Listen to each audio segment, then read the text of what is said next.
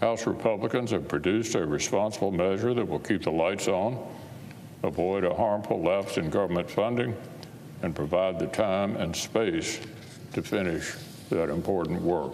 And I'm heartened that the bill Speaker Johnson is advancing omits the sort of devastating cuts that are non-starters for Democrats.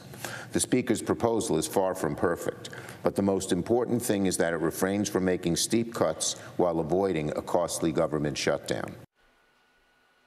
And that was Senate Minority Leader Mitch McConnell and Senate Majority Leader Chuck Schumer sounding optimistic about House Speaker Mike Johnson's plan to fund the government.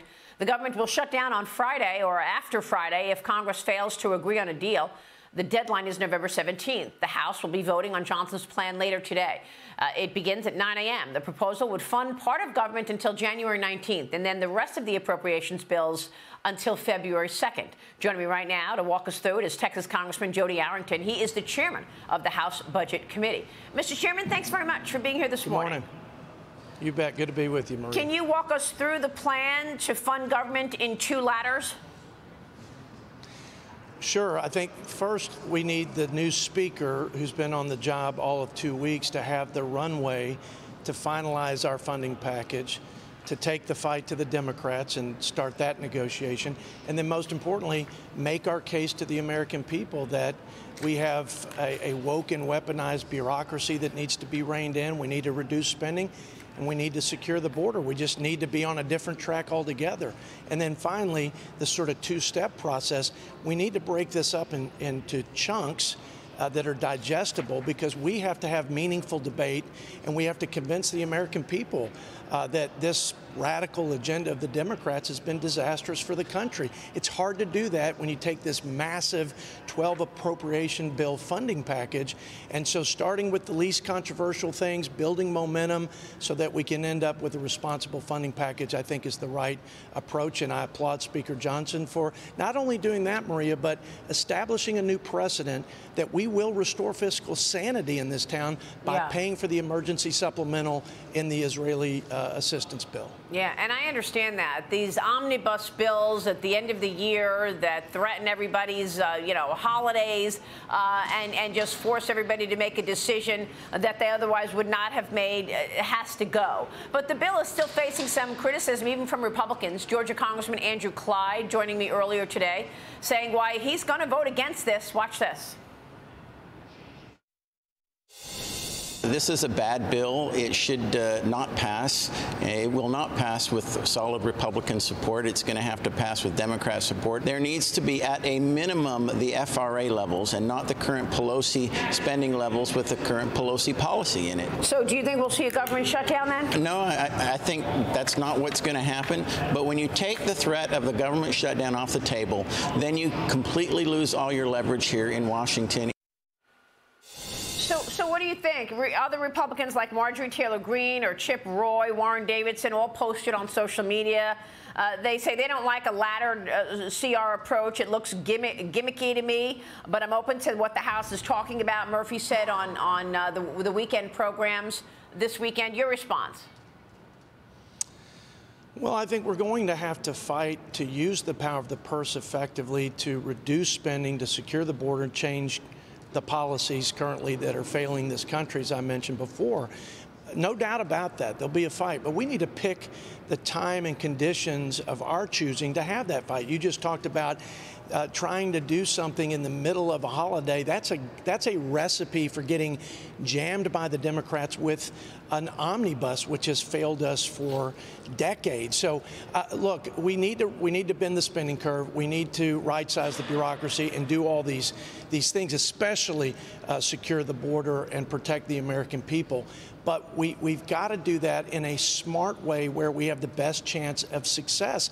And the biggest thing that this new speaker needs is runway to make the case to the American people, Maria, like we did in the debt ceiling debate that we won. But you only win that when you win hearts and minds, and this speaker hasn't had enough time to do that. It's a reasonable thing to lock in, basically freeze spending, give him time, make the case, and win the day and have a better outcome in the final wash. Yeah, and I understand giving him runway for this. I mean, you're right. He's on the job 2 weeks. But how do you see longer term actually getting spending down?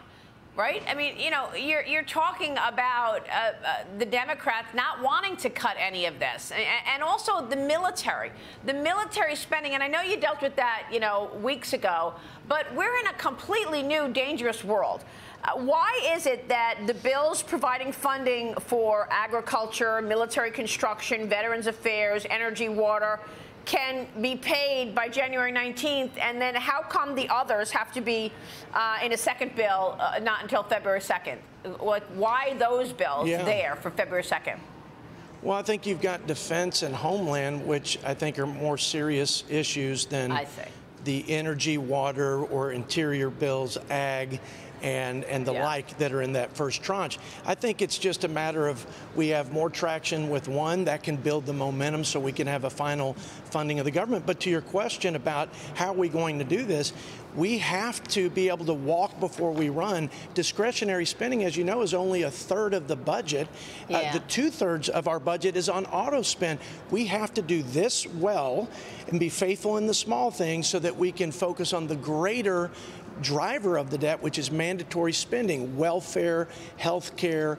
We need to bring the improper payments, the fraud, which is $2 trillion over 10 years down. That's why I have a balanced budget that reduces the spend by $16 trillion. It reduces our debt to GDP by 50 points.